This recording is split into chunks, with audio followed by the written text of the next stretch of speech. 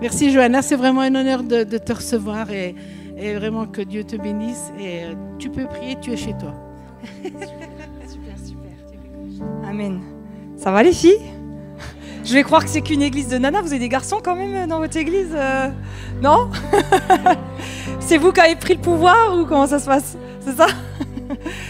Non, mais je suis contente de venir parce que c'est vrai que je suis pas loin. En fait, je suis à 1h30 du coup. C'est tout à fait faisable. Donc je lui ai dit qu'il n'y avait pas de souci. Merci Seigneur. Seigneur, je te remercie pour ce que tu es en train de faire. Seigneur, il est indéniable que tu es en train de lever une armée de femmes. Partout où je vais, Seigneur, merci, je vois la faim et la soif. Et je te prie, Seigneur, de continuer. Continue, Seigneur, ce que tu as commencé dans le cœur de chacune ce soir. Amen. Amen. Ouais, vraiment, sans transition, on est dans un temps de réveil. Alors vous allez me dire, ah bon, vraiment? Parce que vous attendez peut-être à ce qu'il y ait un feu qui tombe, comme on a eu l'habitude dans l'histoire de l'Église, et puis que des milliers d'âmes viennent. Mais ce réveil, il est assez différent des autres, parce qu'en fait, ça va être un réveil mondial. On le voit, on le sent dans différents endroits du monde. Et c'est un début de quelque chose. Et si nous recevons, que nous captons ce que l'Esprit de Dieu est en train de faire, ça va être un brasier. Ça va vraiment s'enflammer. Alors dans certains endroits du monde, ils ont réagi plus vite que nous les Français. Peut-être les Alsaciens, c'est encore plus dur, peut-être. Qui sait? Mais il y a vraiment quelque chose de l'esprit qui est en mouvement. Et l'une des choses que je vois et que je constate et que l'Esprit est en train de faire, c'est que Dieu lève les femmes. Et alors l'histoire de l'Église nous a montré que pendant longtemps, on avait une certaine idée de la femme. Bon voilà, ça c'était l'histoire de l'Église. On est censé aller de gloire en gloire, on ne va pas reprocher ce qui a été fait avant, c'est pas grave. Enfin, c'est pas grave, c'est dommage. Mais il y a un moment donné, ce que j'aime avec Dieu, c'est qu'il laisse des fois des choses se faire un temps, mais quand il dit stop, et après, il libère son esprit, il libère sa puissance, qu'on soit d'accord ou pas d'accord. Parce qu'il reste Dieu, et il est vraiment en train de le faire avec les femmes. Et on voit beaucoup de femmes se lever dans le ministère. Il y a des femmes, c'est des guerrières dans la prière. On a constaté, vous pouvez le voir aussi, je pense, chez vous, qu'il y a plus de femmes que d'hommes dans les églises.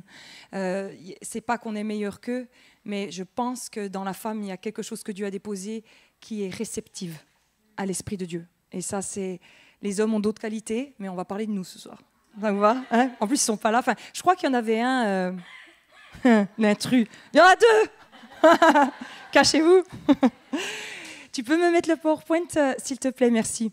Ah, est-ce que vous avez une petite, tu sais, un petit truc qui fait la télécommande? Voilà, merci. Sinon, je te fais un signe à chaque fois que... Je voulais parler ce soir que la femme est l'arme secrète de Dieu et qu'il a mis en elle des attributs. En tant que femme, on sait qu'on est une femme. Pourquoi? Eh bien, parce que nous avons... des trucs qui montrent qu'on est des femmes. Donc physiquement, c'est pas compliqué, même si actuellement on est dans un monde qui nous ferait croire un peu l'inverse.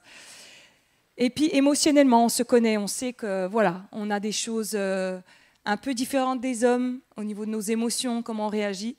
Et en fait, j'ai constaté que peu de femmes connaissent ce que l'Esprit de Dieu, vous êtes d'accord qu'on est corps, âme et esprit? Ouais. Et peu de femmes connaissent ce que l'Esprit de Dieu fait dans la femme et comment il fonctionne dans la femme. Alors vous allez me dire, mais l'Esprit de Dieu, c'est bravo, l'intrus. Il faut que je fasse quoi, dis-moi? Ah, il faut que j'aille bien vers la sono pour que ça puisse capter. On essaye?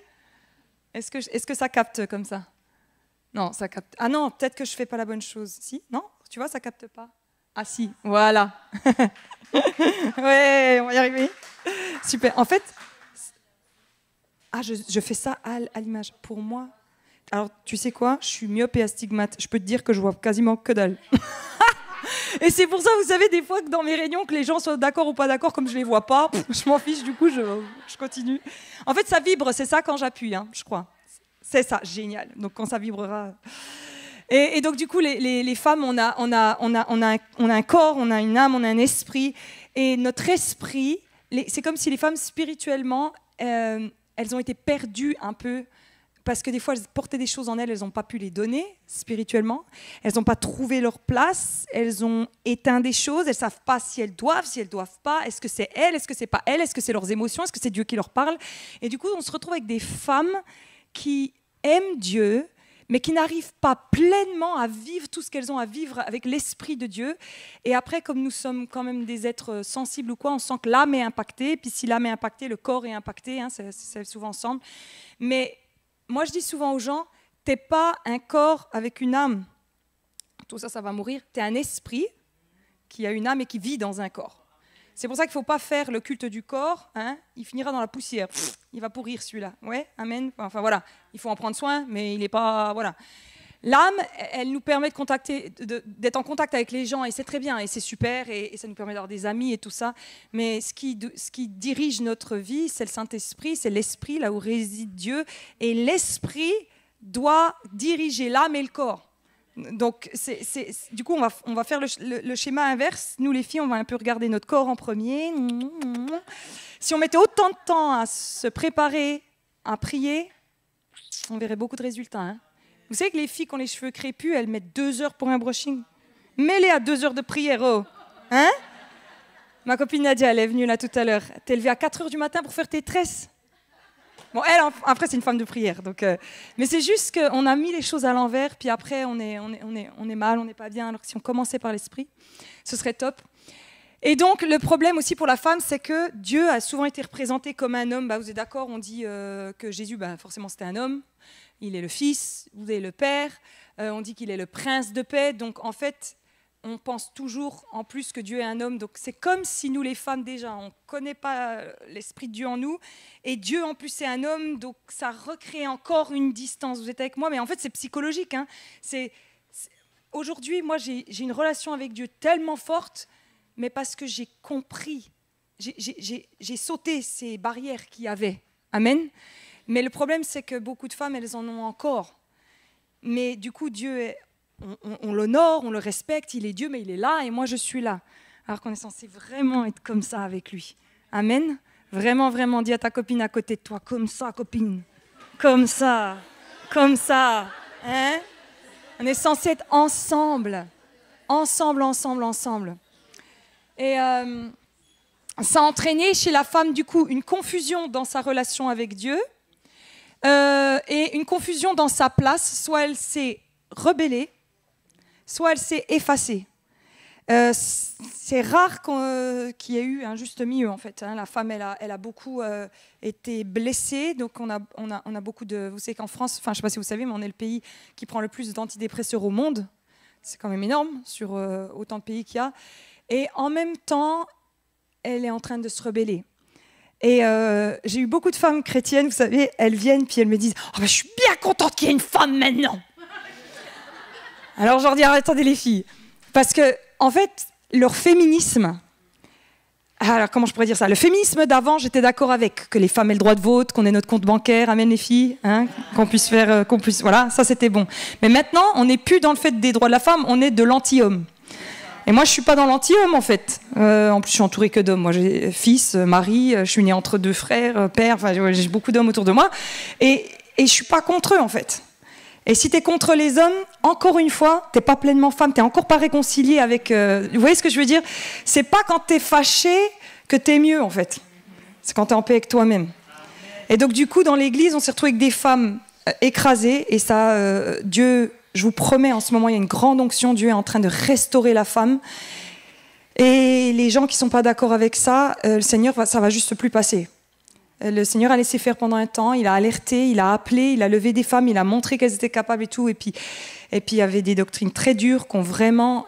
Il y a des filles de pasteurs, des fois, qu'il faut suivre parce qu'elles ont été brisées, littéralement. Elles voulaient aimer Dieu, elles voulaient faire des choses, et puis tac, tac, tac. Et ça a créé de la rébellion. Donc ça va être compliqué parce qu'il y en a qu'il faut sortir d'un trou, et puis il y en a d'autres qui sont rebelles, il faut regagner leur cœur, quoi. Hein? Alors selon les filles que vous êtes ce soir, vous allez dire oui, moi je suis déprimée, puis l'autre elle va dire ouais alors. Voilà. Donc il y a les deux types, mais on va y arriver avec le Seigneur. Amen. Donc on va réessayer comme ça. Alors ça n'a pas vibré dans ma main. Ah non, vers la sono, c'est ça. Ça c'est pour regarder moi. Ça marche pas. On va s'amuser comme ça toute la soirée, je crois. Et sinon, s'il y a quelqu'un à la sono, est-ce que vous pouvez le faire? Ouais, génial. Alors, du coup... ouais, non, bah, c'est bon, on va faire comme ça. Excuse-moi, j'ai fait un retour en arrière. Ben vas-y, fais-le, va, fais-le toi. Ouais, génial. Donc, vous connaissez les noms de Dieu? Il y a Yahweh, Rapha, Elohim, Adonai. Vous devez connaître le chant. Yahweh, Rapha, Elohim. Donc, on connaît ces mots-là. Et puis, ça veut dire Dieu guérit, Dieu sauve, et taratata, et taratata, et taratata. Et encore une fois, c'est un homme. Sauf que, et ça peu de gens le savent, vous avez le mot Roua, qui est l'esprit de Dieu. Et en hébreu, c'est féminin. On va repartir moins bête, mais c'est très important. Parce que, vous savez, quand les gens qui disent « faut lire la parole de Dieu, la femme, elle n'a pas le droit de », moi je dis « ouais, c'est ça, exactement, lis la parole de Dieu ». Et on va discuter. Roi, l'esprit, et ça, vous allez voir, la Bible, elle est bien. Tu as le Père, tu as le Fils, tu as le Saint-Esprit. Tu as le Père, tu as la Mère, tu as le Fils. En Dieu, la Trinité, elle représente la famille. Tout ce qui est... Ouais, waouh. Merci. Au moins, j'ai une sœur qui est contente de toi, je t'aime. Mais franchement, tu te dis, ils sont anti-famille, et parce qu'ils sont anti-famille, ils sont anti-Dieu, parce que Dieu, dans la Trinité, est représenté. Alors, je sais, il y en a qui disent blasphème, elle est en train de dire que Dieu est femme. Non, je suis en train de te dire que Dieu est tout. Amen. Dieu, il est tout. Et El Shaddai, en hébreu exactement, ça veut dire le Dieu des mamelles, la matrice nourricière, Dieu tout-puissant qui te rend fort lorsque tu as été nourri auprès de lui. Et la première fois que Dieu se présente à Abraham, il lui dit « Je suis ton El Shaddai ». Il lui dit « Je suis ta mère qui te prend, qui te colle à mon cœur et qui te nourrit au sein et tu deviens fort ». Et ça, il savait très bien, Abraham, quand Dieu est venu, il ne lui a pas dit « Je suis tout-puissant ». Il est venu, il lui a dit « Je suis comme une mère pour toi ». Et c'est pour ça que nous ne prions pas Marie. Parce que nous trouvons en Dieu la mère. Et c'est très important de le dire. Mais c'est pour ça que d'autres qui ne sont pas enseignés dans ça recherchent la mère et je le comprends. Je le comprends parce que moi, en tant que femme, c'est comme ça que j'ai commencé à servir Dieu. Hein. J'ai commencé à lui dire « Seigneur, c'est difficile pour moi de connecter avec toi. Tu es un homme et je suis une femme. Et tu as été célibataire, Jésus, je suis mariée. Il laisse traîner ses caleçons, ça saoule. Seigneur, j'ai un fils. » Enfin, franchement, et quand j'ai commencé à étudier la parole de Dieu avec le Saint-Esprit, je me suis dit, mais en fait, il a toujours été là. Il est le côté... J'aime cette phrase qui dit Dieu, c'est un père au cœur de mère. C'est beau ça, hein? Dis-le à ta copine pour qu'elle s'en rappelle. Dieu, c'est un père au cœur de mère. C'est beau ça, hein? Mais du coup, ça va changer votre approche à Dieu. Parce que, en même temps, le Saint-Esprit, qu'est-ce qu'elle dit la Bible du Saint-Esprit? Il est le consolateur, une mère, ça console. Il est celui qui vous enseignera toutes choses. Nous, les femmes, vous êtes d'accord, on enseigne nos enfants. En fait, c'est nous qui sommes avec eux presque tout le temps. Et tu te rends compte que si tu veux être une bonne mère, je vais te donner une clé, hein, connais le Saint-Esprit. Tu n'as pas eu une bonne mère et tu vas me dire, mais Johanna, tout le monde dit qu'il faut connaître l'amour du Père, que Jésus est mort pour nous. Mais comment? Eh bien, connais le Saint-Esprit. Rapproche-toi du Saint-Esprit. Et puis, tout le monde n'a pas eu une mère parfaite selon son histoire. Moi, j'ai perdu ma mère jeune. Après, tu veux élever ton fils et puis tu te dis, mince, j'aimerais bien appeler maman, lui demander, vous savez, qu'est-ce que tu ferais là? Vous voyez, j'ai eu le Saint-Esprit. Il m'est arrivé des choses où je ne sais pas, j'étais inspirée de Dieu pour l'élever, ce gosse. C'est une bénédiction, hein. Franchement, en fait, tu n'es jamais seul. Tu as le papa, tu as la maman, tu as le fils, enfin, tu as le père, tu as tout avec Dieu. Tu as vraiment tout. Et puis du coup, vas-y, prochaine. Je vais faire comme ça. Je vais vous lire par exemple un verset. « Car ainsi parle l'Éternel, voici, je dirigerai vers elle la paix comme un fleuve. » Donc il parle d'Israël, donc nous, hein, bien sûr. « Et la gloire des nations comme un torrent débordé. Et vous serez allaités, vous serez portés sur les bras et caressés sur les genoux comme un homme que sa mère console. Ainsi, je vous consolerai. » Donc Dieu, des fois, il se présente. Alors, n'allez pas dire ce que je n'ai pas dit en disant « Ah là là, elle fait passer Dieu pour un transgenre. » Je n'ai pas fait ça. Vous êtes avec moi? On a tous entendu la même chose. Hein, parce que c'est pas ça. D'ailleurs, la Bible, elle dit, c'est juste que Dieu, il t'explique. Si tu veux que je sois mère, je suis mère. Si tu veux que je sois père, je suis père. Si tu veux que je sois ton ami, je suis ton ami. Si tu veux que je sois ton époux, je suis ton époux. C'est fort, hein? Dieu, il est tout. Et c'est pour ça que si tu as des amis qui t'ont trahi, il y a un ami qui ne trahit jamais. Si tu as un mari compliqué, tu as un époux qui est bon. On peut retrouver dans notre, je sais pas comment dire, dans notre âme et dans notre corps exactement tout ce dont on a besoin. Et si tu le trouves en Dieu, tu auras moins d'attente après sur les autres aussi. Amen, c'est important. Hein. Vas-y ma copine, à la prochaine. Génial. La Bible dit que Dieu créa l'homme à son image, il les créa mâle et femelle, à son image. Donc son image, elle est mâle et femelle. Là, c'est là où toi tu fais « Waouh » encore une fois. « Waouh » J'ai une copine qui va... Mais c'est important parce que du coup, pour guérir ton identité, tu vas retrouver le côté femme en Dieu, auprès de Dieu. Tu n'as pas besoin d'être un homme pour essayer d'être, de te réaliser ou quoi. Tu sais quoi, la meilleure chose que tu puisses faire, c'est d'être pleinement toi-même et pleinement une femme. Amen. Hein? Parce que au début, la révolution un peu féministe et tout ça, l'idée c'était de dire nous serons comme les hommes. Mauvais départ. Et moi je vais te dire un truc, je veux pas les poils qu'ont les hommes. Je veux pas être comme eux. Amen. On est d'accord les filles. Hein? J'ai pas envie d'être comme eux. Ils sont bien comme ils sont. Mais je suis super contente comme je suis. Et en fait, la femme souvent c'est difficile parce que comme on a été sensible ou fragile, beaucoup de femmes ont été abusées.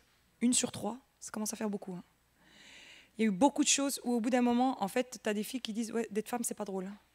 Souvent, après, quand les couples se séparent, c'est madame qui doit assumer les gosses. Il faut parler des vraies choses, vous voyez. C'est juste qu'au bout d'un moment, d'être femme, des fois, ras-le-bol, quoi. Mais il y a une réconciliation avec Dieu qui peut venir et tu peux trouver en Dieu ce truc de femme où il t'a créé avec une partie de lui. C'est trop beau. Tu as une partie de Dieu en toi, créée à l'image de Dieu. Donc, il ne s'est pas trompé. Impossible.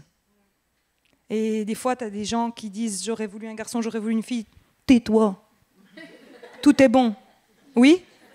Non, mais c'est vrai. Franchement, moi tu sais, tu as des gens, ils ont un enfant en bonne santé. « J'aurais tellement voulu une fille. » Mais qu'est-ce que tu racontes ? Ouais ? Élever une fille, c'est pas facile non plus. Hein ? Bah oui, ils croient quoi ? Les gens, ils sont marrants. Hein. Bref. Alors, il y a tout en Dieu. Ah non, il fallait pas le faire. Merci. Alors, il y a tout en Dieu, le père et la mère, l'ami, le maître, c'est ce que je disais. Dieu, il va séparer l'homme et la femme. Et en fait, tu as une partie de toi qui est en Dieu, mais en fait, c'est ça qui est aussi intéressant. C'est pour ça que tu as besoin de l'homme aussi, pour que Dieu soit complet. Pour moi, la plus belle image qu'on ait, c'est un homme et une femme ensemble, et ça représente bien Dieu, quand c'est guéri, bien sûr. Après, quand ça ne va pas, ben justement, ça montre exactement l'inverse de ce que Dieu avait voulu. Donc c'est pour ça aussi, les filles, qu'il ne faut pas, faire ça. Il y a beaucoup de filles qui me disent des fois, on s'en sort mieux toute seule, d'être indépendante, il faut qu'on ait notre job, notre compte bancaire. Oui, puis après, tu as énormément de burn-out chez les nanas. Énormément. Alors, les chiffres disent 9 sur 10 ont déjà connu le burn-out d'une façon plus ou moins intense. Ça commence à faire beaucoup. Grosse fatigue, grosse... En fait, elles veulent tout gérer en levant le poing, et une fois qu'on les laisse tout gérer, ça vient pleurer. C'est la vérité. Donc c'est compliqué. Mais tu as besoin d'un homme. Non, j'ai pas besoin d'un homme. Si, tu as besoin d'un homme. Non, j'en ai pas besoin. Si, tu en as besoin. Non, je vais aller chercher du sperme dans un don de... Oui, mais ça vient d'un homme. Tu feras ce que tu veux. Ça fait mal, hein, mais c'est la vérité. Et ça, il faut guérir. Il faut guérir parce que sinon, tu vas être en révolte continuellement. Et tu sais, une vie de révolte, c'est dur. Hein. Vous avez déjà rencontré des dames âgées aigries ? Moi, j'avais une grand-mère comme ça. J'ai eu une grand-mère extraordinaire et l'autre, joker. Mais aigrie de toute la vie de tout le monde, de la voisine, de tout le monde, de ce que quelqu'un lui a fait en 1918. Tu sais, t'as envie de lui dire, stop. Mais les filles, on est fortes, très fortes en rancune. En seconde, je me suis retrouvée dans une classe, il n'y avait que des filles. J'ai supplié ma mère, demande-leur de me changer de classe. C'était terrible. C'est des histoires tout le temps. Et les garçons, ça tape sur la gueule et c'est fini. Les filles, on monte des dossiers. Et on monte des dossiers. Mais du coup, ça bouffe. Ça bouffe de l'intérieur. Et on n'est pas heureuse. Et puis, il y en a qui peuvent développer des maladies et tout. Mais les garçons, ils doivent veiller sur des choses. Mais nous, les filles, il y a des choses sur lesquelles on doit veiller, dont la rancune. Rapide à pardonner. Oui, mais. Et en plus, c'est pire. Ah, nous, on est fortes. On est pire que ça, nous. Il y a des faits qui se passent, on n'est pas contente. Et en plus du fait, on se monte un scénario en plus du fait. C'est pas vrai? Il y a A, et dans notre tête, c'est B, C, D, E, F, G, H, I, J, K, L, M, N, O, P, Q, R. C'est A, et ça cogite. Alors c'est très bien, parce que c'est une créativité de Dieu. Les femmes, elles peuvent penser à 1000 choses, elles peuvent être réactives, elles peuvent... Et en même temps, c'est un piège. Et il faut vraiment qu'on arrive à se dire, je ne peux pas tout faire, j'ai besoin des hommes. Et ça demande une guérison et tout, c'est vrai, mais si tu comprends que c'est le plan de Dieu, il y a une paix qui va venir.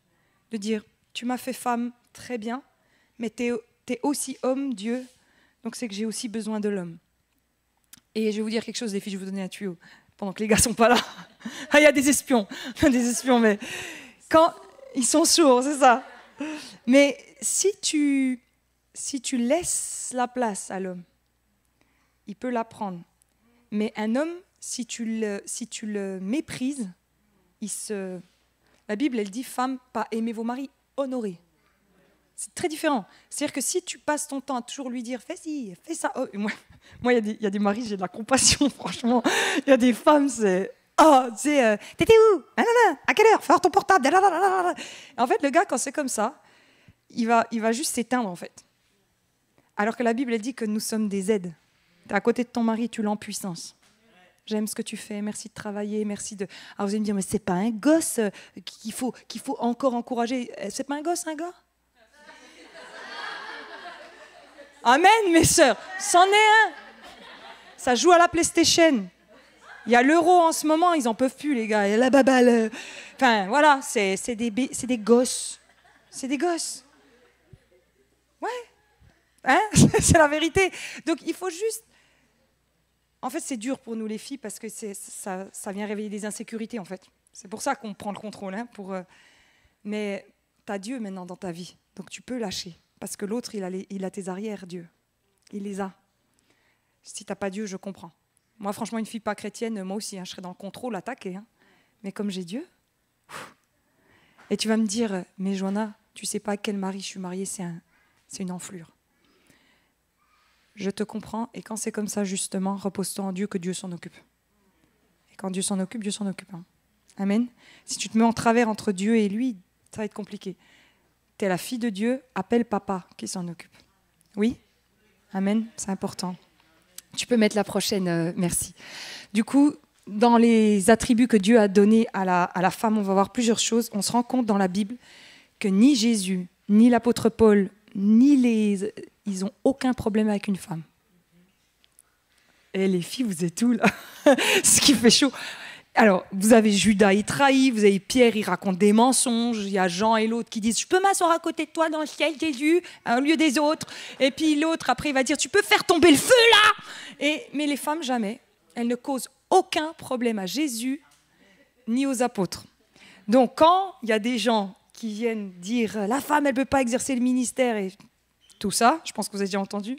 En plus, comme je suis sur les réseaux sociaux, vous verrez les commentaires que je me prends. Pourquoi elle n'a pas son voile pourquoi elle est maquillée? Pourquoi elle porte un pantalon? Je suis l'abomination du corps de Christ. On s'en prend des trucs. Hein. Ah oui. Et puis, en fait, tu te rends juste compte que tu as envie de leur dire, montrez-moi les femmes qui ont servi auprès des apôtres et auprès de Jésus, qui ont été un problème. Alors, ça ne veut pas dire que nous, les femmes, nous faisons mieux que les hommes. On est d'accord, les filles? Vous êtes en train d'avoir des balles dans votre pistolet en disant, ce soir, mon mari, je vais lui dire, tu veux que je te dise dans la parole? Les femmes, non. Mais c'est la vérité quand même. Et pourtant, elles ne viennent pas toutes d'un passé évident. On a des prostituées, hein, Marie-Madeleine, c'est pas évident. Donc, c'est des femmes abîmées, des femmes détruites. Donc, on aurait envie de dire, wow, Jésus, il embarque avec lui des femmes, mais qui, elles vont te faire, Jésus, tu vas voir, elles vont te faire des histoires. Hein. Ben, visiblement, non. Donc, dans votre esprit, sachez que si vous êtes appelés de Dieu, souvent les femmes ne causent pas autant de problèmes que ça. Alors, on en a une qui est une coquinette dans la Bible, c'est Jézabel. Et des Jézabel, vous en avez déjà rencontré? Celles-là, elles sont mauvaises. Mais en général, Les femmes dans les églises, elles sont touchantes, c'est des intercesseuses. Elles s'occupent des enfants à l'école le dimanche, elles ne cherchent pas à avoir une place, à part les Jézabel, on est d'accord. Mais en général, Jésus n'a pas rencontré de problème. Et ça va être important pour ton esprit, de savoir que tu peux servir Dieu. Et d'ailleurs, tu ne causes pas de problème à Dieu, en fait, de le faire. Amen. Amen. Donc, elle est souvent fidèle à Dieu. Il y a plus de femmes dans les églises que d'hommes. Elle a une capacité à se laisser approcher par Dieu. Dans la Bible, elles n'ont pas ce côté mais Jésus, vous savez, Zachée, mais Jésus, nanana. Et puis les pharisiens, nanana. Et Pierre, nanana. Les femmes n'ont jamais ce rapport à Jésus. On veut la lapider, Jésus, il vient, il dit où sont tes accusateurs, elle répond oui, non, ok, lève-toi, fini. La femme à la perte de sang, elle fait juste ça. Et il y a quelque chose dans la femme qui est tendre au Saint-Esprit. Vraiment, si vous sentez Dieu, vous avez déjà pleuré pendant la louange ou un chant de louange. Vous voyez, il y a quelque chose en nous qui est sensible au Saint-Esprit. Et Jésus, franchement, je suis sûre qu'il devait être content d'être avec ses copines parce que elle devait juste se dire Jésus, il est super. Et c'est sûr qu'elle faisait ça. Elle devait toucher de son amour, toucher de sa présence. Les gars, ils questionnaient. Et puis, ils voulaient son pouvoir. Les filles, elles n'avaient pas ça. Donc, protège ton esprit. Il aime la présence de Dieu. Donc, écoute de la louange et pleure tout ce que tu as à pleurer. Oh, amen. Les larmes, c'est bon, hein? Amen.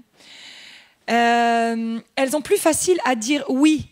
Par exemple, vous savez, quand Marie... franchement, imaginez ça vous arrive, hein. Vous avez une hallucination, un être lumineux qui arrive dans votre pièce. Déjà, vous dites, est-ce que je ne suis pas en train de devenir dingue? Et qui va te dire, là, tu es enceinte. C'est pas possible. Ouais, tu es enceinte. OK. Elle dit, OK. Zacharie, pour Élisabeth, il va dire, on a déjà un certain âge, et là, Dieu le rend muet, vous connaissez l'histoire. Mais la femme, c'est marrant, mais dans le Nouveau Testament, elles font souvent, oui. Les hommes, ils vont... Après, c'est ce que Dieu leur a donné. Hein. Les hommes, ça doit foncer, ça doit travailler, ça doit chercher, c'est leur force. Mais nous, on a... Et j'ai envie de t'encourager, quand tu fais la paix avec qui Dieu t'a fait, dis oui à Dieu. Dis oui juste à Dieu, t'es faite comme ça, t'es une bonne poulette. Dis oui à Dieu. Dis-lui oui, il te dit de pardonner. Franchement, ma chérie, pardonne. Oui, mais il m'a fait, je sais. Mais en fait, la femme, elle n'est pas faite pour résister, parce qu'après, on pète les plombs. Pas vrai ? Juste dis oui. Ton esprit, il est fait pour être avec Dieu. Dis-lui oui. Franchement, moi, je lis la parole de Dieu. Il y avait une femme, une fois, elle m'a dit, elle était dans les mouvements MLF et tout ça, féministe. Elle arrive au passage, vous savez, femmes, soyez soumises à votre mari. Elle a pris la Bible, elle l'a lâchée. Elle a dit, jamais. Et après, elle s'est dit, ah, mais c'est Dieu. Elle a été reprendre le livre, elle l'a pris. Et en fait, quand on étudie, on comprend. La soumission, c'est se mettre sous la protection d'eux. Et d'ailleurs, c'est marqué dans le Seigneur. Vous êtes avec moi ? C'est pas dans toutes les lubies de monsieur. Dans le Seigneur. OK ? Et elles suivent plus facilement Jésus parce qu'elles l'aiment. Prochaine diapo. Merci. Un autre attribut, c'est que la femme, elle est l'arme secrète de Dieu. Le Saint-Esprit agit souvent de cette façon. Le Saint-Esprit, en anglais, j'aime l'appeler le sneaky God. Ça veut dire le Dieu qui agit souvent. Vous savez, le Saint-Esprit, il agit par derrière, en douceur, en profondeur. Il fait comme ça. Et la femme, c'est l'arme secrète de Dieu parce qu'elles sont des guerrières de prière. Elles savent faire des choses. Elles ont une patte. C'est Dieu qui a donné ça à la femme. Franchement, c'est un cadeau de Dieu. Alors vous allez me dire, moi, je ne me retrouve pas là-dedans. Moi, Joanna, je suis fonceuse et tout. Ouais, je sais. Et ça n'enlève rien au fait que tu es l'arme secrète de Dieu. Parce qu'il y a quelque chose chez la femme, Dieu l'a faite. Vous savez, il y a une phrase qui dit, derrière tout grand homme, il y a une femme qui se cache. C'est pas vrai ? Et vous savez, c'est pas un exemple, mais même Hitler, il a eu une fille amoureuse de lui. Tu finis par te dire, c'était quoi le problème, quoi ? Mais les femmes, elles ont une capacité à tenir, elles ont une capacité à supporter et rester, même quand des fois tu te dis, mais comment elle fait pour rester avec ce type, tu vois ? Alors, bien sûr, il y a des fois de la manipulation et tout ça, et c'est pas bon, on est d'accord. Mais souvent, elles restent pour les enfants. Elles restent pour... Il y a quelque chose où elles sont l'arme secrète de Dieu. Elles restent, elles sont là. Et le fait qu'elle soit là, des fois, je vais te dire un truc, rien que le fait que tu existes et que tu es Dieu en toi spirituellement, tu es puissante. Je ne sais pas comment te dire, tu sais, là, je ne sais pas combien on est, je ne sais pas, peut-être 50, 60, j'en sais rien. Mais si on est 50, 60 personnes avec le Saint-Esprit, c'est énorme. C'est énorme. Et où tu vas, où tu es, dans ta famille, dans ton travail, tu es l'arme secrète de Dieu. Et les femmes, elles sont délicates, elles savent faire, elles savent envoyer un petit message d'encouragement. On est dans les intentions et tout ça. Et franchement, les meilleurs agents secrets pendant la Seconde Guerre mondiale, ça a toujours été les femmes durant la Résistance. Parce qu'elles savaient se faire discrètes, être efficaces. Les filles, on n'a pas toujours besoin d'aller péter la baraque. Des fois, aie confiance que Dieu t'a faite comme ça. Et puis juste, t'es rempli du Saint-Esprit. Tu sais, moi, j'aime le penser des fois, pas me dire « Voilà, Johanna », mais me dire « Voilà le Saint-Esprit avec moi ». Purée, c'est énorme. C'est-à-dire que où que j'aille, je suis juste le véhicule de Dieu, quoi. C'est énorme. Donc dans ta famille, dans ta maison, avec tes amis et tout ça, t'es l'arme secrète de Dieu. Et dans la Bible, on va bien souvent voir que Dieu il va utiliser les femmes de cette façon. C'est Rahab, allez hop, cachée à Jéricho. Et puis elle va faire des trucs, vous savez, en douce. Mais elle te sauve toute sa famille. Et est-ce que vous savez qu'elle est quand même l'arrière grand-mère de Jésus? C'est pas mal quand même. Pas mal du tout. Hein. Et après, vous avez Esther. Esther, elle est bien cachée. Et puis, elle est reine. Et même en étant reine, elle reste cachée. Puis quand c'est le moment de parler, elle y va doucement. Elle l'invite à manger. Elle le réinvite à manger. Mais paf, elle y arrive. Et les filles, alors vous allez me dire, Jonathan, tu es en train de nous apprendre la manipulation? Non. Mais je peux te dire que le fait que tu es comme ça, si tu le fais avec Dieu, c'est puissant. Si tu ne le fais pas avec Dieu, tu deviens une manipulatrice. T'es avec moi? C'est-à-dire que les femmes, on est fortes en manipulation. On sait quand, comment, puis il suffit de... Donc il faut savoir qu'on est l'arme secrète de Dieu et qu'il faut travailler en douceur. Continue, et tu verras que ça va s'écrouler. Des combats spirituels, les filles, pour moi, je trouve qu'il y a plus de femmes qui gagnent de combats spirituels que d'hommes. Parce que dans l'ombre, elles continuent. Elles continuent. Et elles vont prier la nuit s'il faut. Elles vont lire leur Bible, tu sais, en secret, tu vois. Mais ah là là là là. Vous savez, il y a beaucoup d'hommes de Dieu, ils ne seraient jamais qui ils sont s'il n'y avait pas la femme qu'ils avaient derrière eux. Franchement, tu as des nanas, je peux te dire que ça prie derrière. Et ça tient leur bonhomme. Hein. Amen. Franchement. Hein. Et il nous faut comprendre que notre impact est donc puissant. La prochaine diapo, merci. Alors les femmes, il y a une onction sur la femme pour l'intercession. Dans la Bible, on va voir qu'il y a Anne, donc la mère de Samuel, vous savez. La femme face au juge inique, vous savez la parabole. Elle va demander. Il y a Anne aussi qui est dans le temple. Alors, les réunions de prière sont majoritairement composées de femmes dans les églises. Je ne sais pas si c'est votre cas aussi, mais en tous les cas, oui, c'est ça. C'est un constat qu'on fait, voilà, dans les églises. Et nous sommes des lionnes dangereuses dans la prière. La prière est à la fois pour la femme. Écoute-moi bien, ma copine.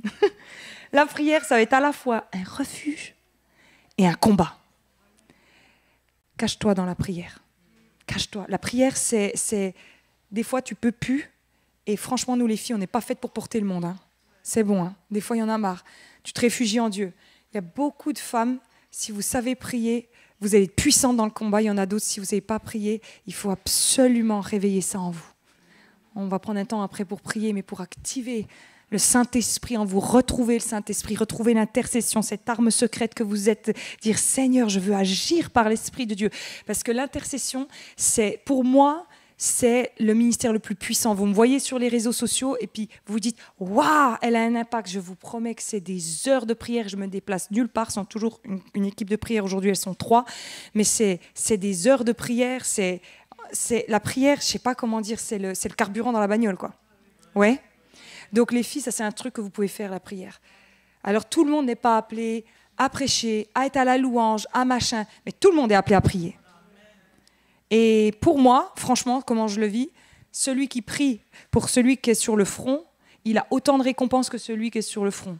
C'est-à-dire que la nana qui est à la louange, tout le monde la voit et tout, et il y a une certaine reconnaissance. Si toi tu pries pour elle, je peux te dire que dans les lieux célestes. Et oui.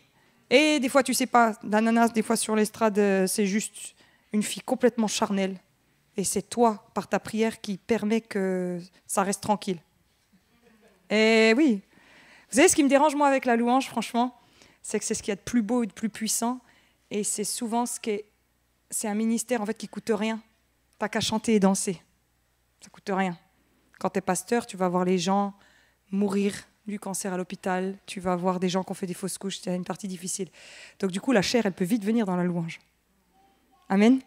Donc, moi, j'ai vu des gens à la louange, à mon sens, ils n'étaient même pas encore sauvés, quoi. Bah oui. Le dimanche matin, chez les évangéliques, vous avez vu, on a des lumières, on a une sono, et tu as un public de 200 personnes par dimanche. Chose que tu ne te ferais même pas dans un café un samedi soir avec ta guitare. Forcément que c'est attirant. Il faut un réel brisement dans les gens qui sont dans la louange. Vraiment. Et Dieu, il n'aime pas qu'on lui vole la gloire. Hein. C'est pas très beau. Donc tout ça pour dire que la prière, ça va être quelque chose que tu peux faire tout le temps et qui, en plus de ça, ne te met pas en danger comme des gens qui pourraient se mettre en danger dans d'autres ministères. C'est quelque chose que tu peux faire tranquille dans l'ombre, mais qui est puissant, puissant, puissant. Dis à ta copine, on va prier maintenant. On va prier. Et tu redis à ta copine, tu m'as pas compris, on va prier. Et le problème, c'est que beaucoup de gens ne savent pas prier. Et vous savez quoi, les disciples, dans tout ce qu'ils avaient à demander à Jésus, ils auraient pu lui dire, hey, tu veux pas m'apprendre le truc de la résurrection des morts là ? Pas mal ton truc. Ou le paralytique, et tout. Ils vont lui dire, Jésus, apprends-nous à prier. Parce qu'ils ont capté que tout ce que Jésus faisait était le fruit de la prière. Si tu pries, ma copine, si tu pries, tu vas devenir puissante.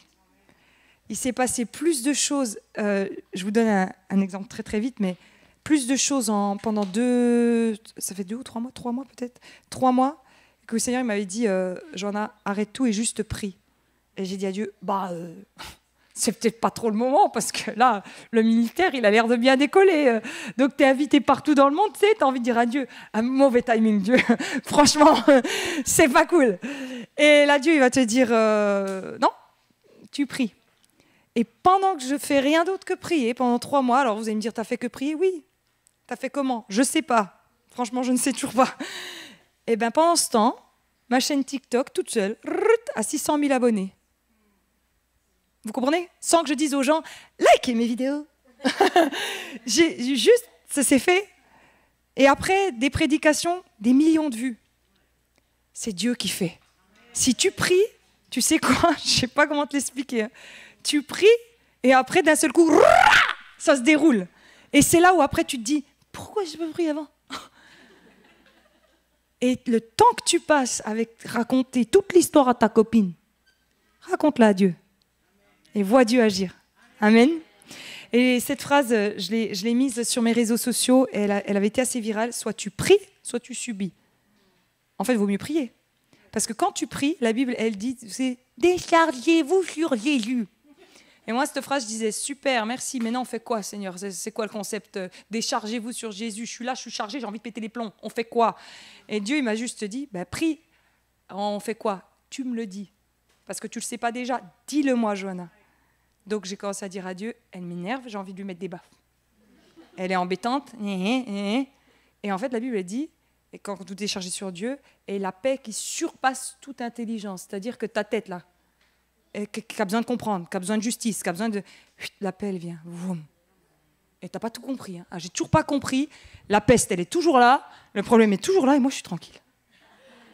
Décharger sur Dieu. La prière, c'est des fois juste, dis-le à Dieu. Dis à la copine à côté de toi, maintenant tu ne me parles plus, tu le dis à lui, parce que...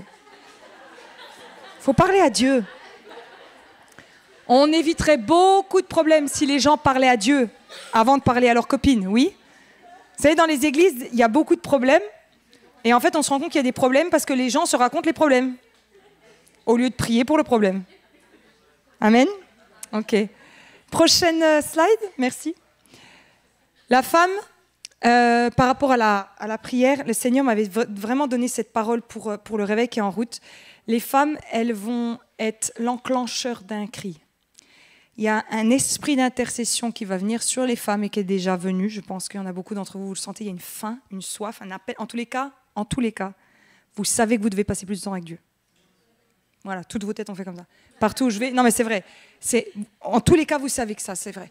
Et le réveil, il va commencer par des femmes qui vont commencer à sentir un appel à la prière, qui vont se mettre à prier, et il va y avoir un accouchement dans l'esprit qui va se faire.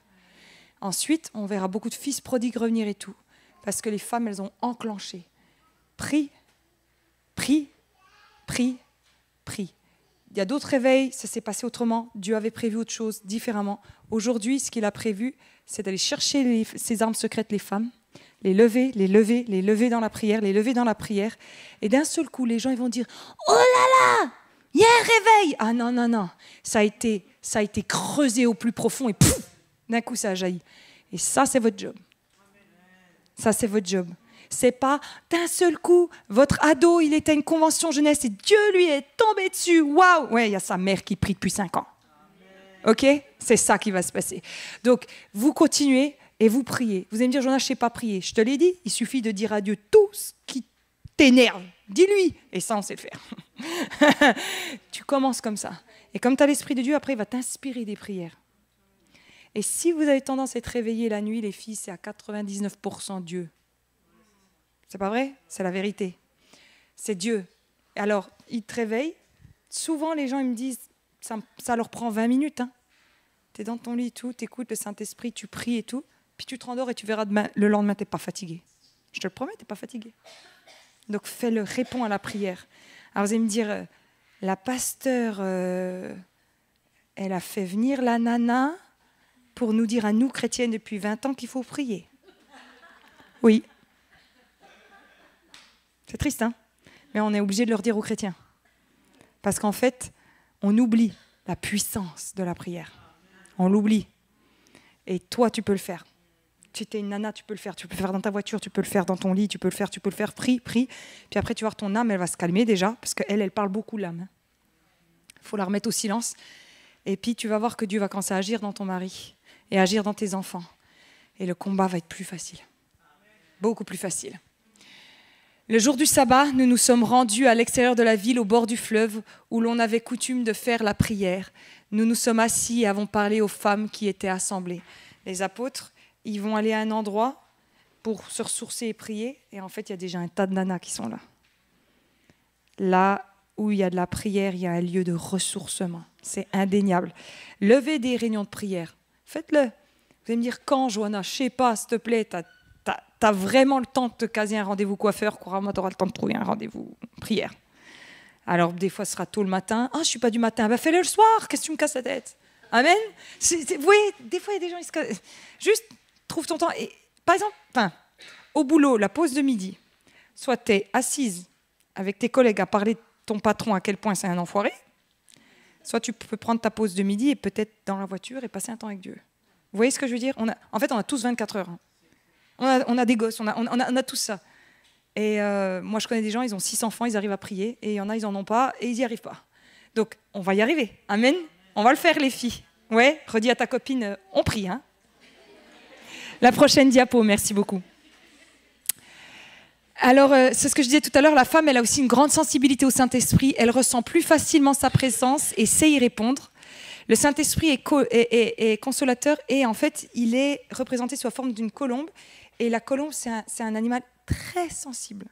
C'est-à-dire que, par exemple, vous savez, s'il est sur votre épaule, il suffit que vous bougiez, il s'en va. Alors que le perroquet, vous savez, il reste et il fait... Voilà.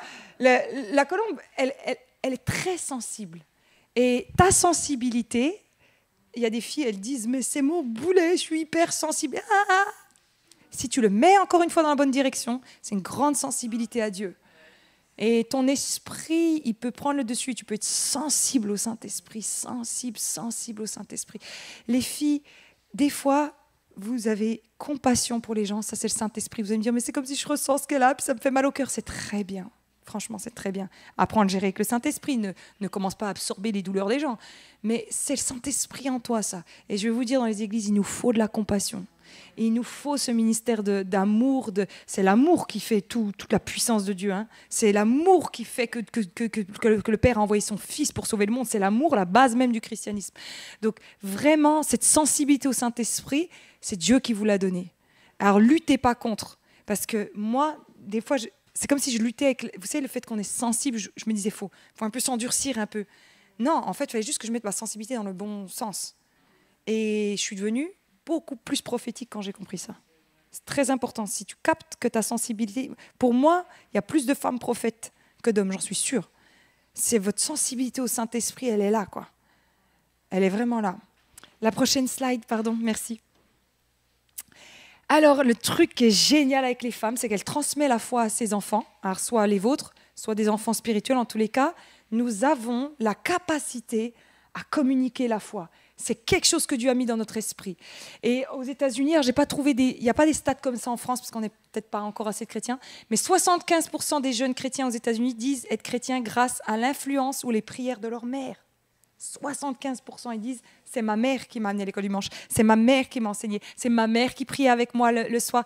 Vous êtes d'accord, les filles, que c'est quand même ce que nous faisons. Et du coup, il y a dans ton esprit l'intercession, il y a la sensibilité, mais il y a aussi l'enseignement. Alors, je vous la fais courte, il y a un verset dans la Bible qui dit dans 1 Timothée 2,12, qui dit « Je ne permets pas à la femme d'enseigner ». Alors, ce verset, il est compliqué pour les gens. Et en fait, si on le lit, et je fais vite la parenthèse, j'ai fait une vidéo sur les réseaux sociaux que vous pourrez retrouver, avec le grec et tout. Si vous lisez, c'est marqué je ne permets pas à la femme d'enseigner avec autorité, c'est le mot authanteo en grec, et c'est l'autoritarisme, c'est la seule fois qu'il apparaît dans la Bible, ce mot. Et quand vous étudiez ce mot, c'est les Grecs qui l'utilisaient pour tout ce qui est comme une Jézabel, c'est-à-dire tortionnaire, dictatrice et tout. Ce qui est interdit à la femme, c'est d'être une enseignante Jézabel. Vous prenez Apocalypse 2, 22, il est marqué « Ce que je te reproche à toi, Église, c'est d'avoir laissé Jézabel enseigner. » Ça change les choses là maintenant. On est d'accord? C'est pas que la femme ne peut pas enseigner, parce que le verset juste en haut, il dit quoi? Que la femme s'instruise. Chose qui était interdite chez les Juifs avant. C'est que les hommes allaient à la synagogue. Donc Paul, il dit que les femmes s'instruisent. Mais une fois instruites, vous ne devenez pas des Jézabel. Vous êtes avec moi maintenant? Ah, ça commence à 1. Donc du coup, oui, tu es une enseignante. Communique la foi. Communique-la.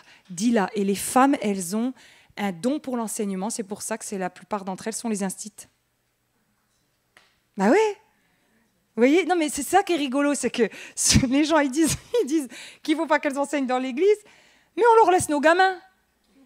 Alors moi, je vais te dire un truc. Si la femme, elle ne doit pas enseigner, qu'elle n'aille pas enseigner mon gamin qui est un public vulnérable. Au pire, qu'elle vienne enseigner un adulte qui peut encore raisonner avec ce qu'elle dit.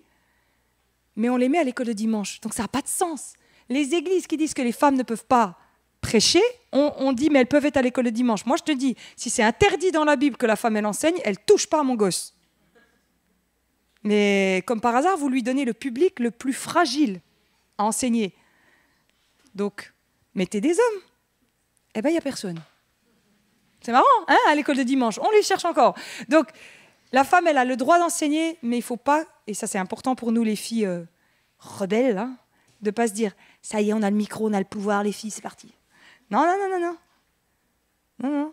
Tu enseignes, tu encourages, tu ramènes les gens à Dieu. Mais tu n'es pas là pour faire ta Jézabel et puis devenir Miss Monde. Ouais, vous savez, des fois, c'est compliqué. Hein. Je parlais de la louange tout à l'heure, mais c'est vrai que le diable, c'est ce qu'il va essayer de faire. Hein, de dire à la femme, maintenant qu'on a une place, non, non, ne deviens pas Jézabel. D'accord? Donc, la femme, elle enseigne. Et j'aime beaucoup ce verset, le Seigneur dit une parole, les messagères de bonnes nouvelles. Les messagères, donc c'est bien qu'elles annoncent. Vous êtes avec moi? Elles disent bien quelque chose, les messagères.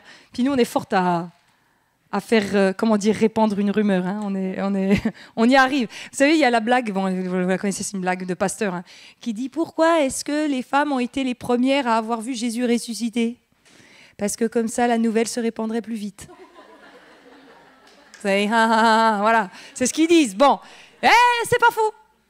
On le dit. On aime parler de Jésus. Moi, des fois, mon mari me dit « Mais qu'est-ce que tu de quoi tu parles avec tes copines, toujours sur ton portable et tout. Et on se dit toujours, c'est trop beau, j'ai écouté un chant de louange, c'était trop beau. Et j'ai eu ce verset, regarde, c'est pas vrai? On est comme ça.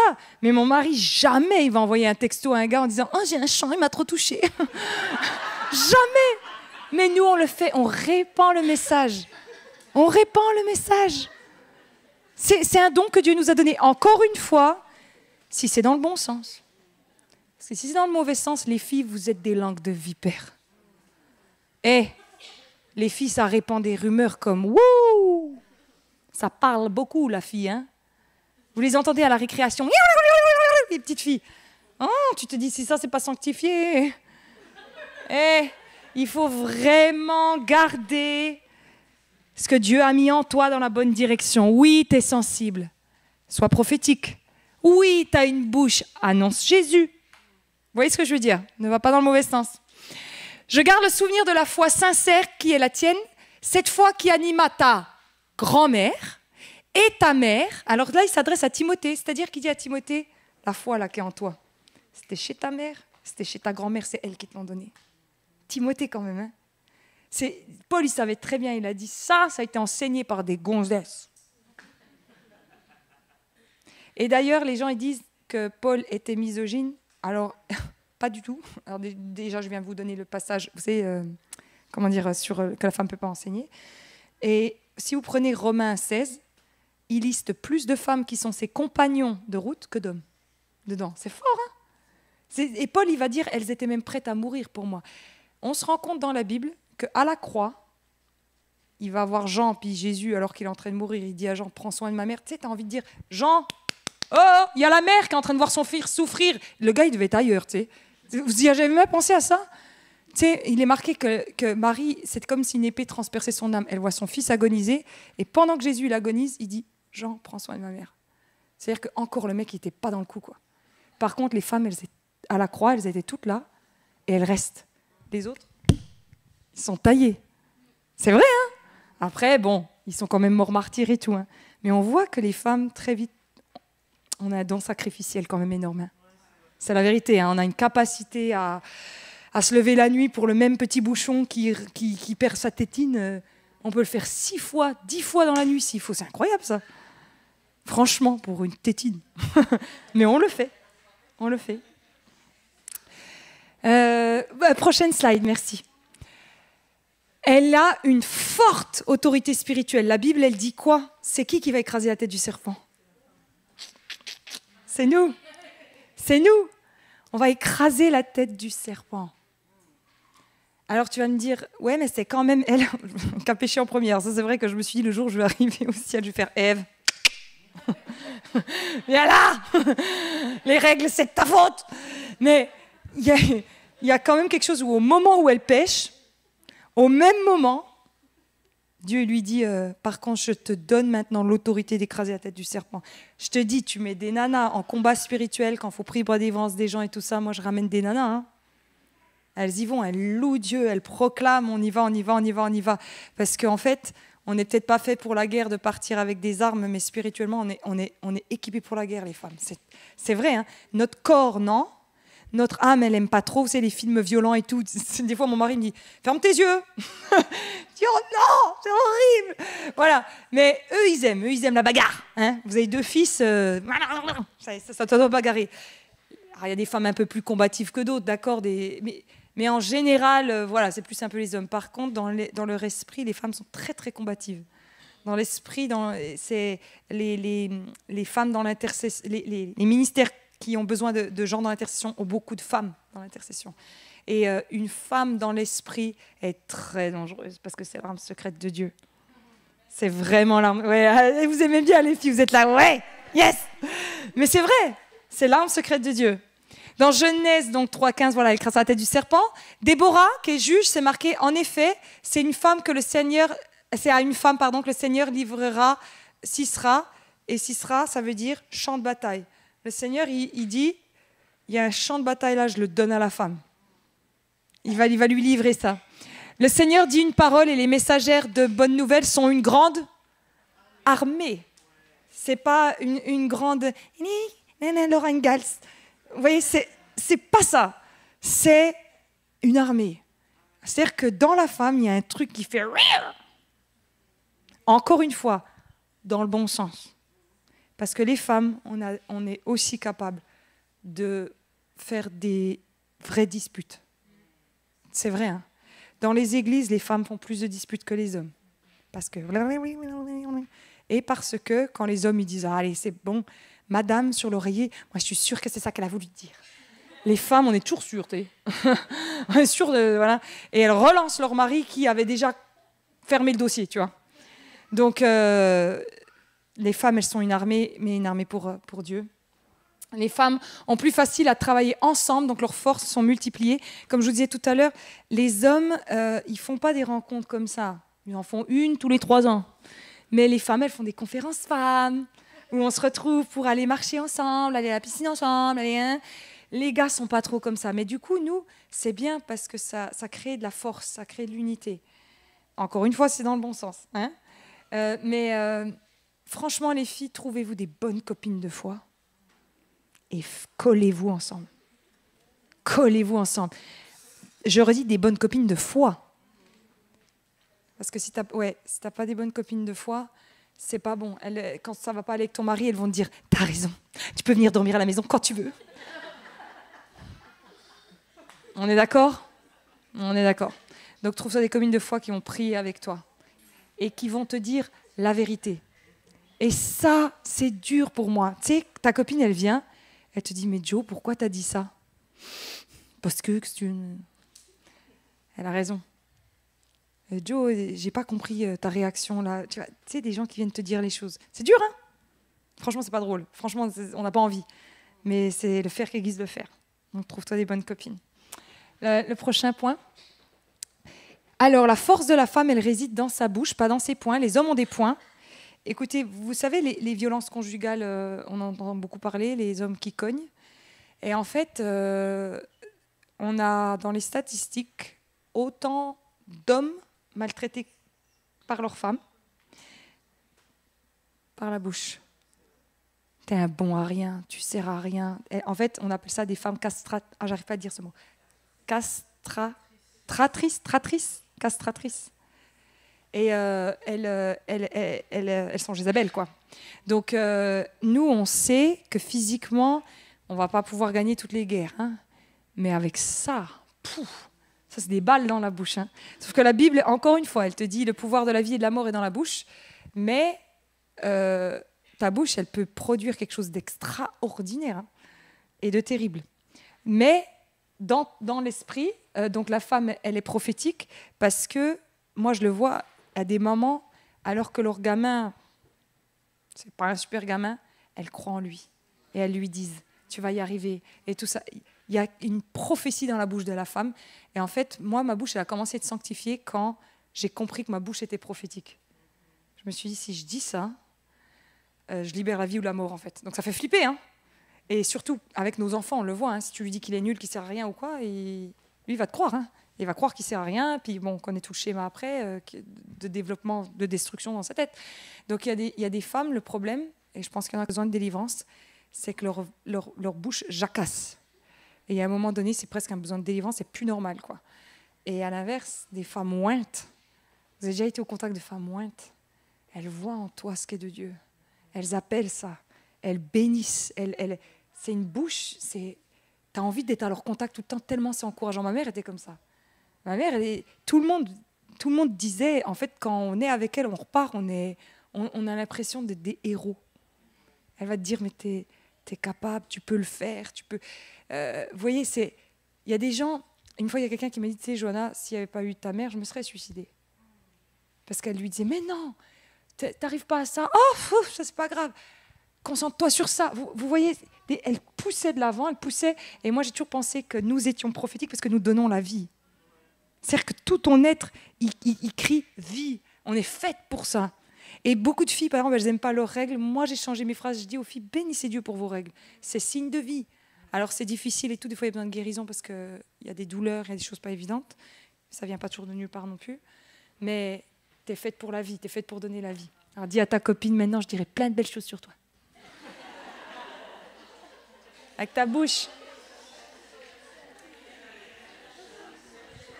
On voit les 4 filles de Philippe qui sont prophétesses. On voit Déborah, on voit Anne. Donc, il y a beaucoup de gens prophétiques dans la Bible, quoi. Prochaine slide. Merci. Alors, la femme est un incubateur. Alors, qu'est-ce que c'est spirituellement? Elle multiplie tout ce qui lui est donné.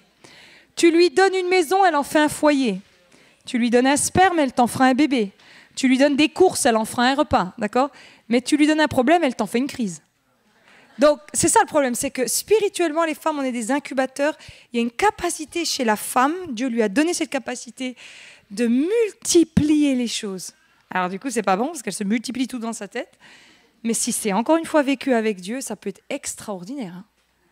Il y a des femmes, elles sont généreuses, elles sont bonnes, elles sont gentilles, elles sont accueillantes. Vous avez déjà eu une grand-mère qui est une boule d'amour? Tout est merveilleux avec elle. Tout, on les appelle les mamies gâteaux, mais c'est la vérité.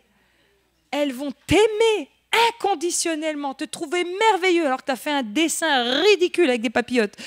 Elles trouvent ça super et elles l'encadrent dans leur salon. Mais la femme, elle a quelque chose.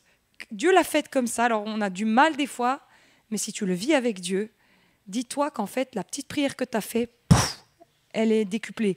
La parole que tu as dit à l'enfant, elle va être décuplée. Il y a une onction chez la femme pour décupler. Je ne sais pas comment le dire autrement, mais ton esprit a été fait comme ça. Alors, chez les hommes, c'est différent. Si j'allais à une conférence homme, je leur dirais d'autres attributs qu'ils ont. Mais vraiment, les femmes, dites-vous, parce que des fois, voilà, il y a beaucoup de femmes des fois qui disent bah, moi, je fais que ça, et puis voilà. Je dis, ah, t'inquiète pas, fais ça. Mais il y a une capacité de multiplication en toi par l'Esprit de Dieu. C'est-à-dire que des fois, tu as l'impression que tu fais... Enfin, tu es une mère au foyer, puis tu dis, ben voilà, c'est la routine de tous les jours et tout, et t'inquiète pas, tu lèves la prochaine génération. Et en fait, moi, je me suis toujours dit, oh, t'imagines élever tes gamins, t'élèves des êtres éternels. Ah, c'est énorme. Alors tu vas me dire, ouais, Johanna, elle est belle ton histoire, quand ça braille, quand ça hurle, quand ça se fait pipi dessus et tout. L'éternité, des êtres éternels, je comprends. Mais justement, c'est ça qui te motive dans la mission. C'est que tu te dis, punaise, je fais pas rien, quoi. C'est énorme. On a dénigré les mères au foyer en leur disant que... vous savez, c'est comme si tu fais quoi dans la vie, les femmes, elles ont presque honte de dire je suis mère au foyer parce que ça équivaut je fais rien. Moi, quand une mère me dit je suis mère au foyer, je dis punaise. Amen, hein? Alors moi, je ne suis pas contre les femmes qui ont une carrière. Moi, je suis pasteur et maman. Mais que ta carrière soit jamais au détriment de tes enfants. C'est juste ce que je dis. On est d'accord? D'ailleurs, on va bientôt voter. J'attends le gars qui va proposer la loi que toutes les mères puissent être à 50%, parce que être 100% maman, 100% au travail et tout, c'est là où le burn-out arrive. Et comme ça, elle peut continuer sa vie professionnelle, avoir un salaire et continuer avec ses enfants. Mais il n'existe pas celui-là. Et je ne sais pas pourquoi. Mais j'aimerais bien. Je ne vous trouve pas mon idée bien, votez pour moi. Mais je ne sais pas, je me suis dit, il est où? Ça libérerait des postes pour les autres. Vous voyez ce que je veux dire? Les femmes seraient moins fatiguées, donc les enfants moins stressés. Donc il y aurait un niveau scolaire meilleur, j'en suis sûre. Enfin, bref, c'était mon idée. Mais ça n'existe pas. Mets en toi la parole de Dieu, la vie de l'esprit, et tu verras que ça multipliera.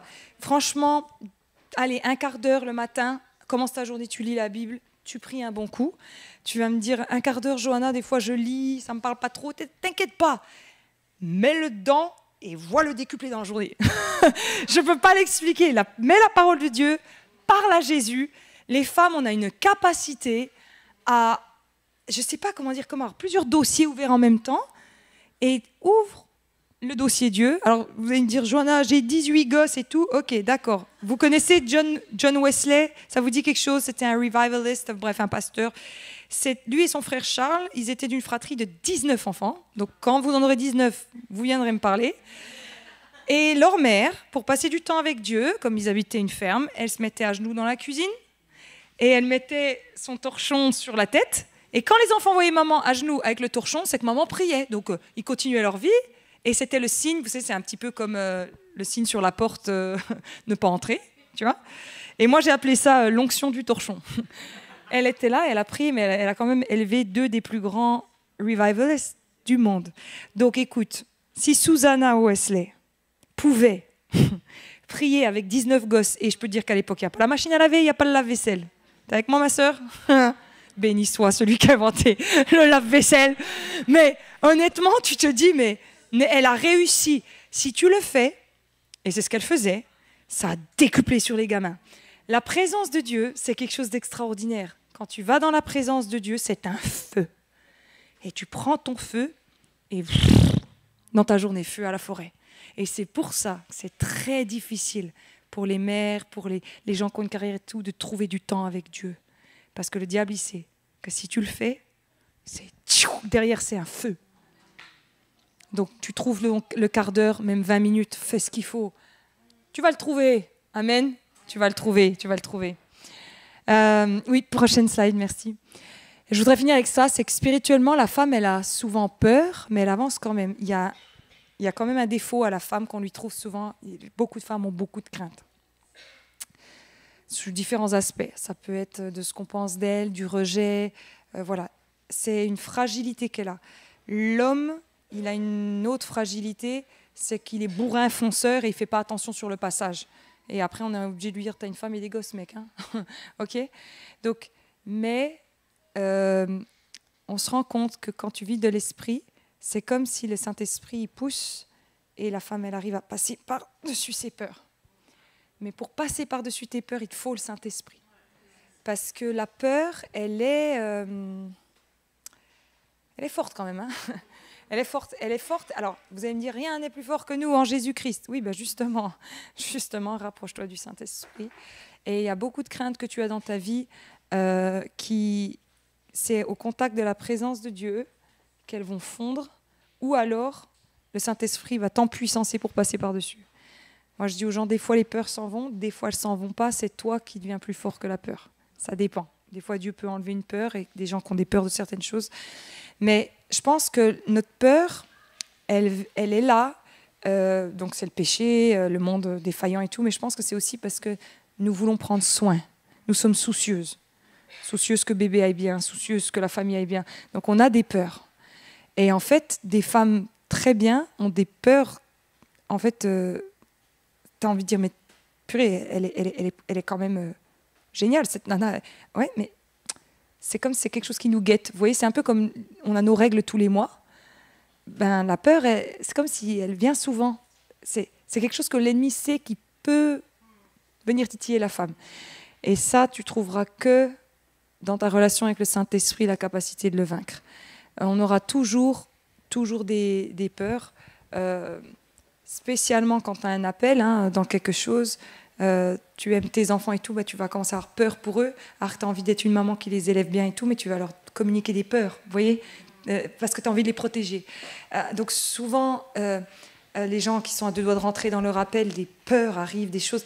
je ne suis pas sûre que je peux parler en public alors que la personne elle est appelée pour... Vous voyez, la peur, elle vient, et pour moi, essayer de freiner beaucoup de femmes.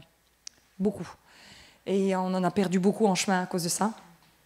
Et je pense que c'est seulement la présence de Dieu. Je n'ai pas encore trouvé d'autres remèdes. Il y a des gens qui peuvent voir des psychologues et tout ça, mais la Bible, elle parle d'un esprit de peur. Car Dieu ne t'a pas donné un esprit de crainte, mais d'amour, de puissance et de sobre bon sens. Vous connaissez ce passage en Timothée. Donc ça reste un esprit, et c'est esprit contre esprit. Donc c'est l'esprit de Dieu qu'il faut contre la peur. Parce qu'en fait, si vous essayez de raisonner, moi je dis on ne raisonne pas un démon. On lui dit de dégager. Donc du coup, la peur, si tu essayes de la raisonner, en fait, elle va revenir autrement. Si par exemple, tu as peur pour ton enfant, si j'essaie de te raisonner, en fait, la peur, elle va revenir autrement pour ton enfant. Par exemple, admettons que tu aies peur qu'il soit malade, j'essaie de te dire, mais non, regarde, il a un bon système immunitaire. En fait, après, tu vas avoir peur qu'il se fasse écraser par une voiture. Alors je vais essayer de te dire, mais non, ne t'inquiète pas. Puis après, tu auras peur que, vous voyez, qu'il ait des mauvais copains, et ça ne s'arrêtera jamais. La peur, c'est... Voilà. Mais... c'est dans toutes les bonnes choses que Dieu vous a données, l'intercession, la prophétie, prophétiser avec votre bouche, toutes ces bonnes choses, il y a un petit démon qui est sujet aux femmes, souvent c'est la crainte, et celui-là, ça va être par la présence de Dieu. Mais j'ai remarqué que quand même les filles qui vivent de l'esprit, elles passent par-dessus leur peur. Franchement, je trouve qu'on est courageuses les filles quand même. C'est vrai, hein, il y a quelque chose, on y arrive quand même. Et donc du coup, j'ai marqué Matthieu 28, 8. Elles s'éloignèrent promptement du tombeau avec peur et avec une grande joie. Ça nous ressemble. C'est-à-dire que on a peur des fois de faire certains pas de foi, les filles. Et en même temps, on a la joie de le faire. Et ça nous ressemble. Et je pense qu'on est ce type de nana. On sait que c'est pas facile. On sait que c'est dur, on sait que ça va coûter, et on pense aux gamins, et on pense aux finances, et on se dit, mais on va le faire. Et ça, c'est nous. Ça, c'est nous. Esther va avoir peur, hein, la Bible, elle dit, mais va tout de même réussir à faire ce qu'elle doit faire. La femme à la perte de sang, il est même marqué qu'elle a tremblé de peur. Elle a flippé de le faire. Mais elle l'a fait. Et la femme qui déverse le parfum, en fait, il faut comprendre la culture juive à l'époque. Les femmes ne venaient pas vers les hommes comme ça. En gros, je vais essayer de vous choquer, mais c'est comme si aujourd'hui elle enlevait son t-shirt et montrait. Ça faisait cet effet à l'époque. Vous comprenez ce qu'elle a fait? Elle a fait un truc qui était hyper grave. Elle est venue vers un homme et elle a commencé à le toucher les pieds, lui mettre du parfum. Enfin, c'est hyper gênant, sensuel, décalé. Et à l'époque, tu passais pour une péripatéticienne, ok? Donc du coup, elle va faire un truc qui, à mon sens, à l'intérieur d'elle, elle devait se dire je vais le faire et je vais en mourir en fait. La honte, parce qu'en fait Jésus, il faut comprendre, hein, Jésus, il n'était pas à Paris-Bercy, hein. Jésus, il était à un endroit, que ce soit Capernaum ou Bethléem ou quoi, c'est des patelins. Hein. C'est-à-dire que la nana, elle va passer pour la traînée du coin tout le reste de sa vie. Il faut qu'elle déménage. Hein. Je sais pas, vous voyez, des fois, nous, on se dit « Oh, elle a été vers Jésus, elle a fait quelque chose de très beau. » Non, elle a fait le truc qui était vraiment très, très, très compliqué à faire. Et nous, dans notre culture plus ouverte, on se dit « Allez, je vais aller lui toucher les pieds, je pense que tu vas t'en remettre. » Voilà. Non, à l'époque, on ne faisait pas trop ça, quoi. Et elle va le faire tout tremblant en elle, mais elle le fait. Amen. Je crois, regarde voir, je pense à la dernière slide, mais je sais... ah non, il y avait celle-là. Vous êtes merveilleuses, de véritables trésors pour le corps de Christ. Et j'aimerais qu'on prenne un temps de prière. Vous pouvez venir, la louange, super. J'aimerais qu'on prenne un temps de prière pour activer le Saint-Esprit en vous. Vous allez me dire, comment ça, Johanna? La Bible, elle dit, n'éteignez pas l'Esprit de Dieu. Ça veut dire qu'il peut être éteint. Tu peux avoir le Saint-Esprit et qu'il soit éteint. Mais tu es une intercesseuse. Tu es prophétique. Tu peux vaincre tes peurs. Vous voyez, toutes ces choses que Dieu a mis en nous, si vous avez besoin de prière pour que, juste, vous savez, l'imposition des mains, ce qui est super, c'est que c'est le Saint-Esprit qui va et qui touche quelqu'un et qui va chercher dans la personne et qui réactive. L'onction, elle fait deux choses. La Bible, elle dit, elle brise le joug. C'est-à-dire que si vous avez quoi que ce soit ce soir qui est lourd, qui est difficile, l'onction, elle peut briser ça. Elle brise la dépression, elle brise la lourdeur, elle brise l'insomnie. C'est une puissance contre puissance. Et l'onction, elle fait autre chose. C'est qu'elle vient, vous avez l'Esprit de Dieu en vous, et l'Esprit de Dieu, il vient rechercher ça, réveiller ça. En gros, il dit ta gueule à l'ennemi et lève-toi, femme de Dieu. C'est ça, l'onction, elle aura toujours deux effets. Amen. Et si vous êtes d'accord avec ça, si on peut juste se lever, et puis les équipiers de prière, si vous voulez venir aussi, je suis venue avec trois de mes filles qui sont des filles remplies de l'esprit, des femmes de prière, qui ont prié pour vous, qui sont prophétiques, et elles pourront prier pour vous. Mais je vais prier pour que tout ce que l'Esprit de Dieu a mis en toi en tant que femme reprenne vie. Et si c'est déjà là, je vais prier que ça se multiplie, puisqu'on est des incubateurs. Amen. Et en même temps, j'ai prié que tu sois libéré de toute blessure et toute peur pour que tu puisses faire ce que tu dois faire, même si c'est des fois un peu difficile. Amen. Seigneur Jésus. Dans les Saintes Écritures, Dieu déclare que le Messie viendrait pour être le sauveur du monde. La vie de Jésus prouve qu'il est bien celui dont les prophètes avaient parlé. Ésaïe a prophétisé que la Vierge deviendrait enceinte et qu'elle enfanterait un fils. Des siècles plus tard, la naissance de Jésus accomplissait cette prophétie.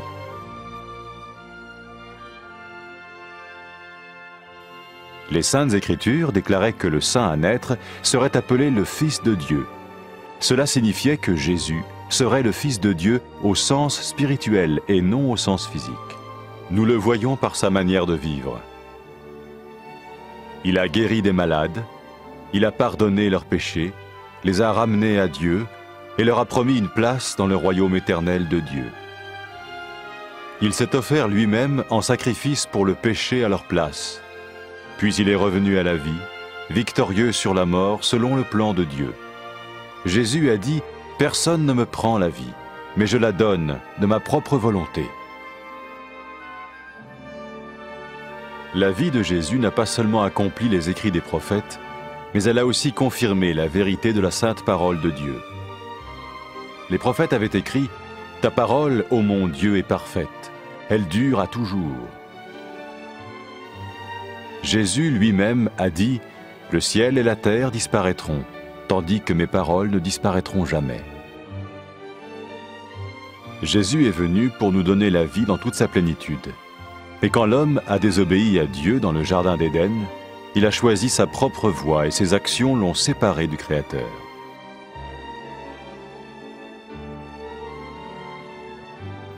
Les Saintes Écritures déclarent que tous ont péché et que le salaire que paye le péché, c'est la mort. Il s'agit de la mort spirituelle, éternelle séparation d'avec Dieu. Mais tout comme Dieu a donné un bélier pour qu'il meure à la place du fils d'Abraham, ainsi il a envoyé Jésus, le Messie, mourir à notre place. Sa vie, sa mort et sa résurrection restaurent la relation entre Dieu et tous ceux qui mettent leur confiance en lui.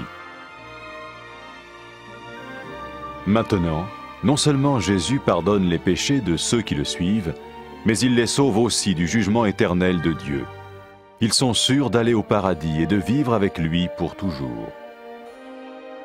C'est cette vie et cette liberté de la culpabilité et du pouvoir du péché que Jésus offre à chacun aujourd'hui. Cela ne veut pas dire suivre une religion, mais choisir d'avoir foi en Jésus qui dit « Je me tiens à la porte et je frappe. Si quelqu'un entend ma voix et ouvre la porte, j'entrerai chez lui. » Cela veut dire se tourner vers Dieu et croire que Jésus vient dans nos vies pardonner nos péchés et nous rendre tels qu'il veut que nous soyons. Il ne suffit pas d'approuver intellectuellement ce qu'il dit, ni de vivre une expérience émotionnelle. Nous le recevons par grâce, au moyen de la foi, par un acte de notre volonté. Lorsque quelqu'un est prêt à suivre Jésus le Messie, il peut lui parler par une simple prière.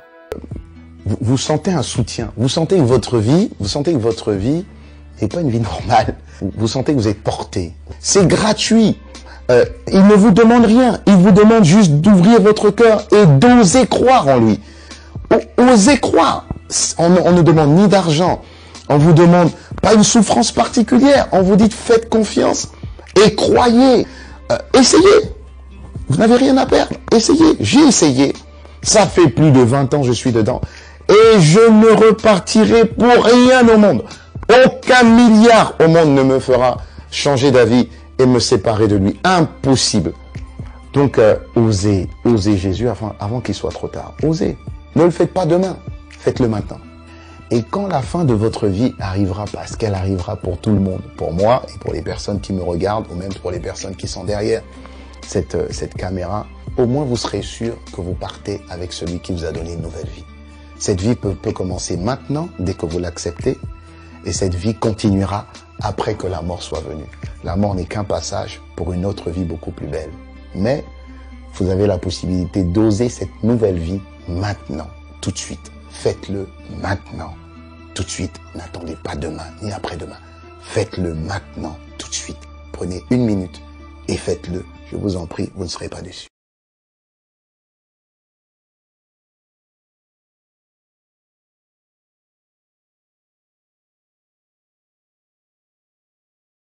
Après avoir écouté ce message, si vous avez décidé de donner votre vie au Seigneur Jésus-Christ, faites cette prière avec l'homme de Dieu. Mon Dieu, je viens devant toi, tel que je suis. Je confesse Jésus-Christ comme mon Sauveur et mon Seigneur.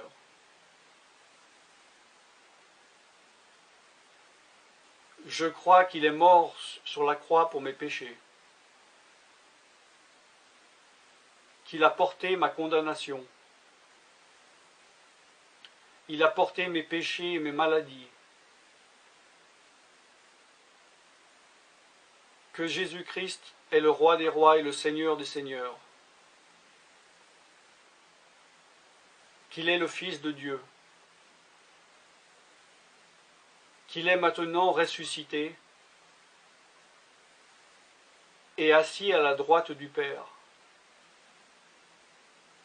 Et il prie maintenant pour moi. Je me suis détourné de mes péchés et je veux obéir à ta parole.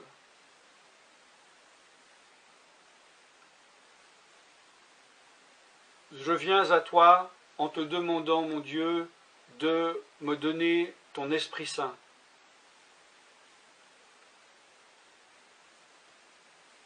Remplis-moi de ton Esprit,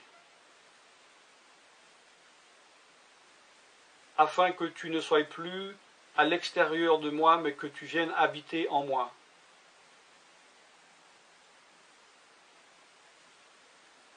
Et que je devienne ton temple. Esprit de Dieu, viens habiter en moi. Purifie-moi, lave-moi, sanctifie-moi, rends-moi pur, transforme-moi à l'image de Dieu. Je te remercie car je crois que tu m'as donné ton esprit, car tu ne mens pas. Et tu as dit dans ta parole que tu donnes à celui qui te demande. Je fais cette prière au nom de Jésus-Christ. Amen.